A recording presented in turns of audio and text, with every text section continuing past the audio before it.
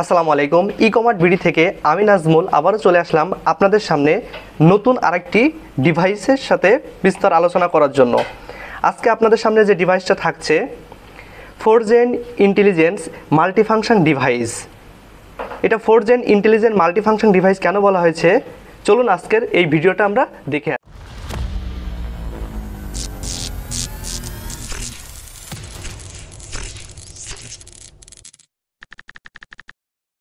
আপনারা এইভাবে কি করবেন, সংযোগটা করবেন। আমি আগে থেকেই ভিডিওটা যাতে ছোট হয় তার জন্য এখানে সংযোগ করে রেখেছি। এখানে আপনারা দেখবেন ইন এবং আউট। ইনে এন যেটা সেটা হচ্ছে নিউট্রাল কানেকশন করবেন, এল লাইন যেটা ফেস কানেকশন করবেন। কানেকশন করে আউটে একটা এন এবং এল, এনটা নিউট্রাল, এলটা ফেস লাইন কানেকশন করলেই আপনার কানেকশন শেষ। আজকের এই ডিভাইসটা ম্যানুয়াল এবং মোবাইলের মাধ্যমে দুইভাবেই আপনারা পরিচালনা করতে পারবেন। প্রথমে আমি আপনাদেরকে ম্যানুয়ালি কিভাবে এই ডিভাইসটা পরিচালনা করা যায় এবং পরে আপনাদের দেখাবো ওয়াইফাইয়ের মাধ্যমে বা ফোন অ্যাপসের মাধ্যমে এই ডিভাইসটা কিভাবে পরিচালনা করা যায় সেটা।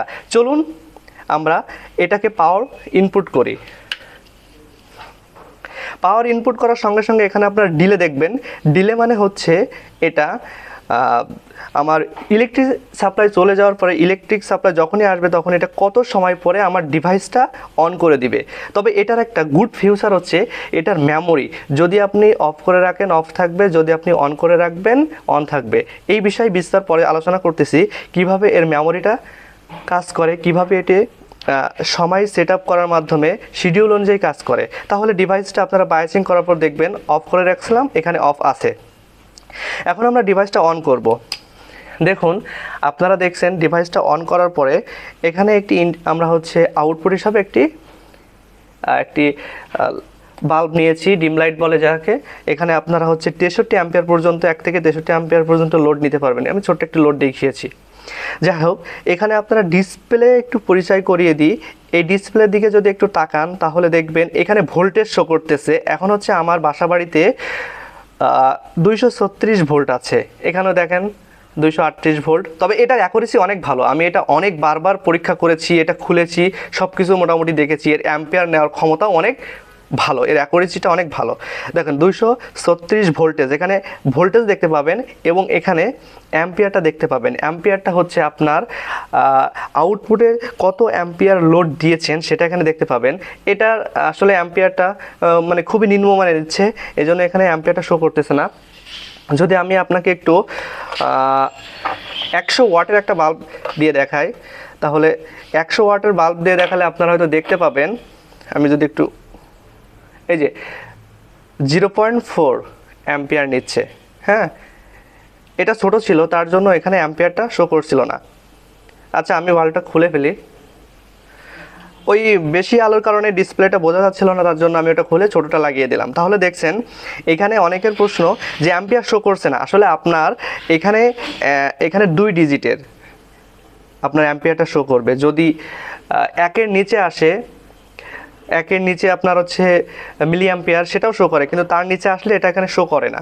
দেখুন তাহলে ওপরে ভোল্টেজ, নিচে মিলি অ্যাম্পিয়ার, আর পাশে নিচে অ্যাম্পিয়ার, আর পাশে যেটা এটা হচ্ছে মিলি অ্যাম্পিয়ার। এটা কি?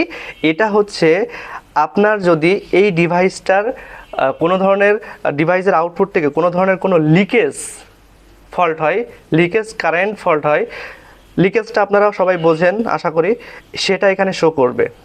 আর উপরেরটা হচ্ছে কিলোওয়াট আওয়ার, অর্থাৎ আপনি একটা মাসে, একটি বছরে, একটি দিনে কত ইউনিট, একটা ঘন্টায় কত ইউনিট ব্যবহার করছেন সেটা এখানে শো করবে, কিলোওয়াট আওয়ার।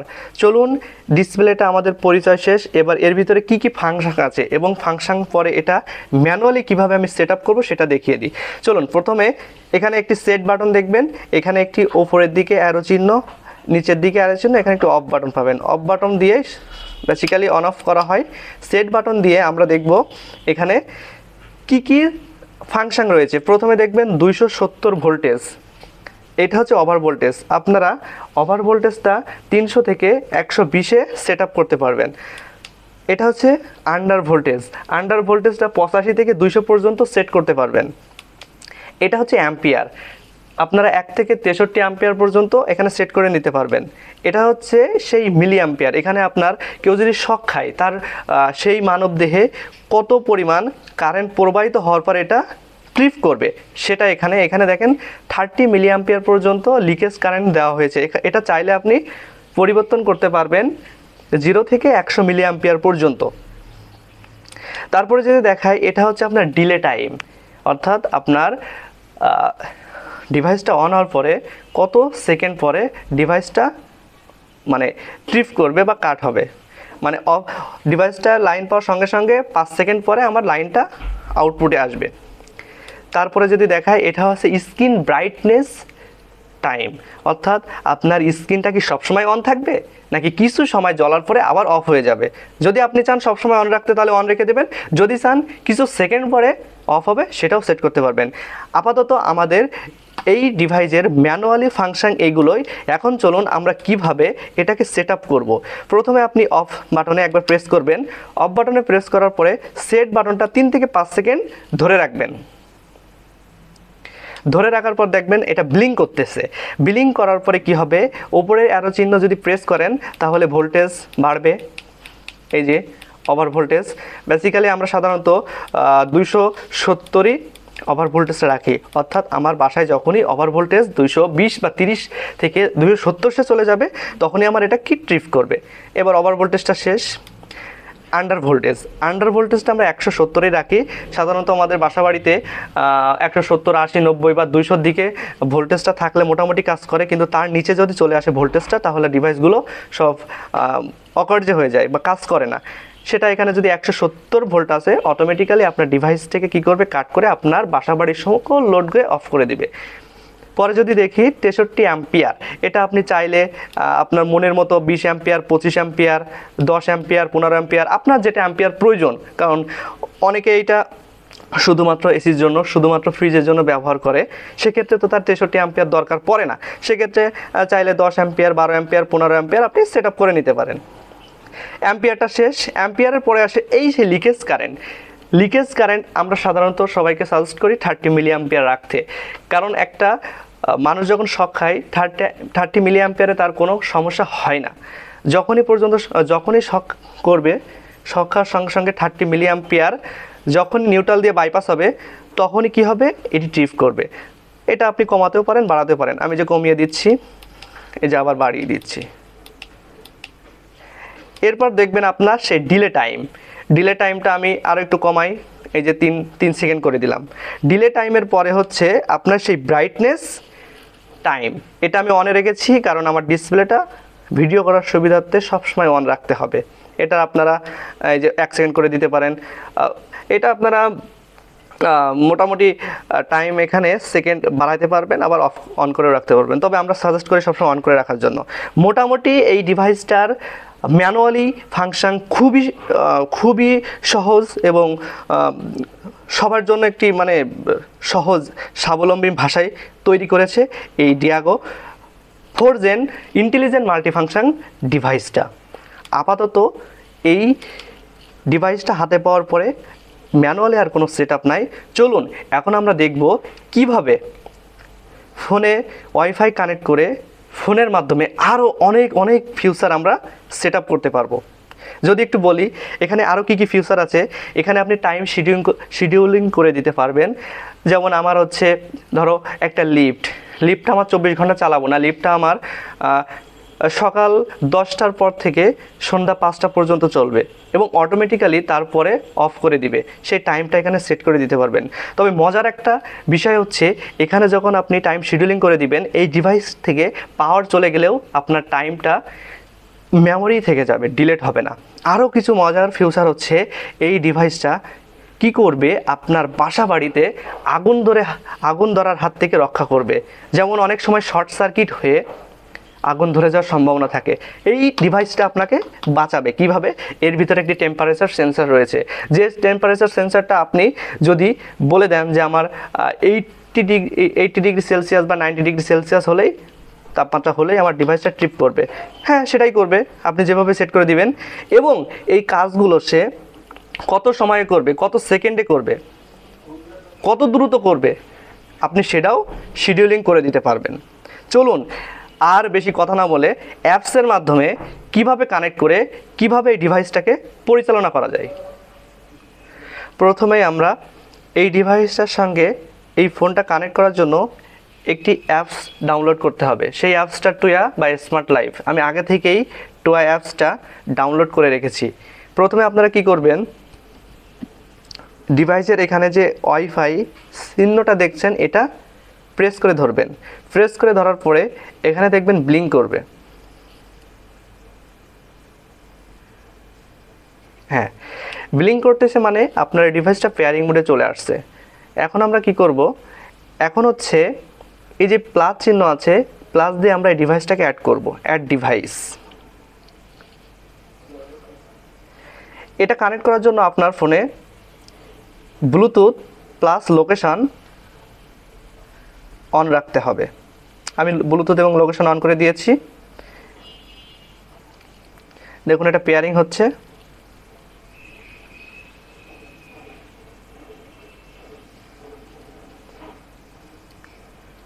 এখানেও পেয়ারিং হচ্ছে, এখানে সার্চ করছে।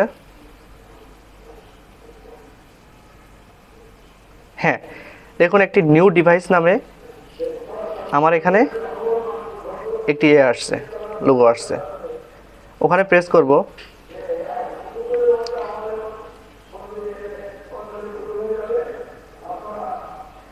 প্রেস করার পরে আমার ওই ডিভাইসটাকে, এই ডিভাইসটাকে হচ্ছে ওয়াইফাইয়ের মাধ্যমে কানেক্ট করতে হবে। তার জন্য এখানে ওয়াইফাই নামটা সিলেক্ট করে দিব।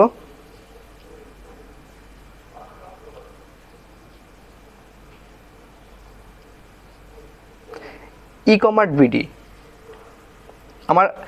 আমার ফোনেও কিন্তু ওই ওয়াইফাইটা কানেক্ট থাকতে হবে প্রথমে।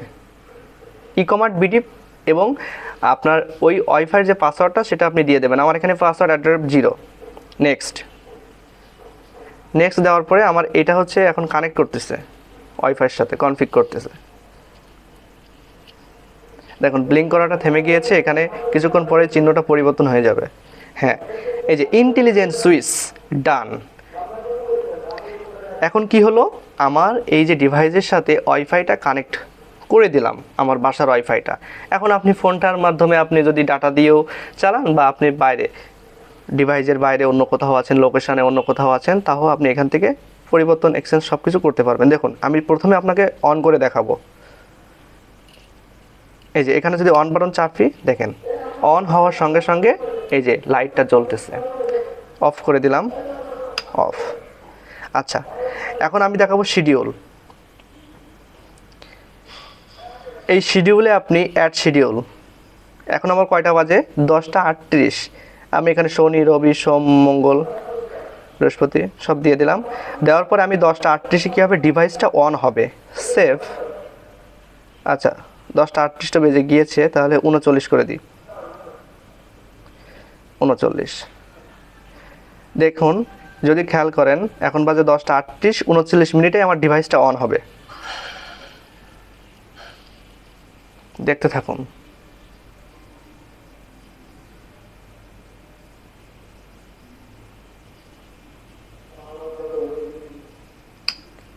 দেখছেন কত মজার একটা ডিভাইস।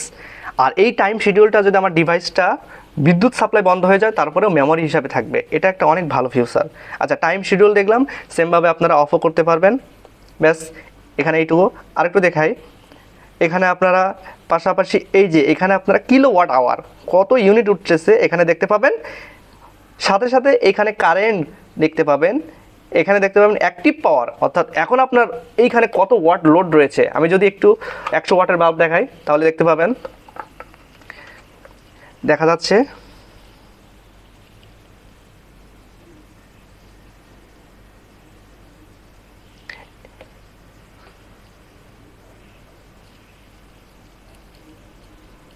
এই যে দেখুন আপনারা মনে হয় দেখতে পাচ্ছেন অ্যাক্টিভ পাওয়ার। এটা হচ্ছে 100 ওয়াটের একটি ভাল্ব, তবে এর কিছু টলারেন্স আছে, মানে এটা কম বেশি আছে। এখানে এখন 231.9 ভোল্ট, কারেন্ট নিচ্ছে 0.450, এখানে কিন্তু 0.4 দেখছেন অ্যাকুরেসি। তাহলে এর ডিসপ্লে মানে এটার সাথে আপনি ফোনের যে ডিসপ্লেটা দেখতেছেন এটাও মোটামুটি সব ঠিক আছে। এখন হচ্ছে সেটিংয়ে যাই।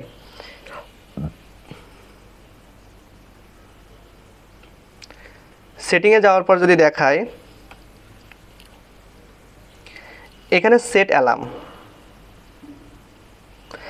অ্যালার্ম মানে এইটা বলতেছে যে আপনার যদি ওভারলোড হয় তাহলে কত ওভারলোডে এখানে ট্রিপ করবে, লিকেজ হয় তাহলে কত লিকেজে, হাই টেম্পারেচার হয় তাহলে কত হাই টেম্পারেচারে, ওভারঅল এখানে আপনি সেট আপ করে দিতে পারবেন।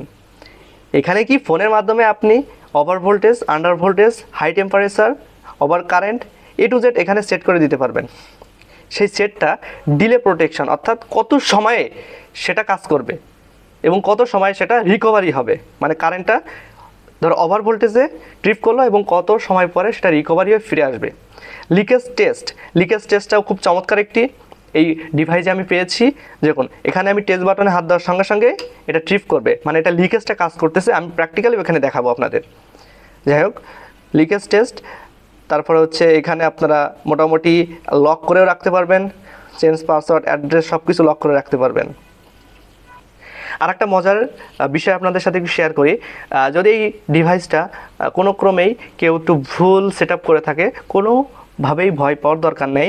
এই যে সেটিংয়ে যে আপনারা যে এই যে ফার্মার সেটে যে আপনারা কী করবেন, এখানে রিস্টোর ফ্যাক্টরি সেটিং এখানে ক্লিক করার সঙ্গে সঙ্গে আপনার কী হবে, এটা যেভাবে প্রোগ্রাম করা ছিল ওইভাবে প্রোগ্রামে আবার ফিরে আসবে।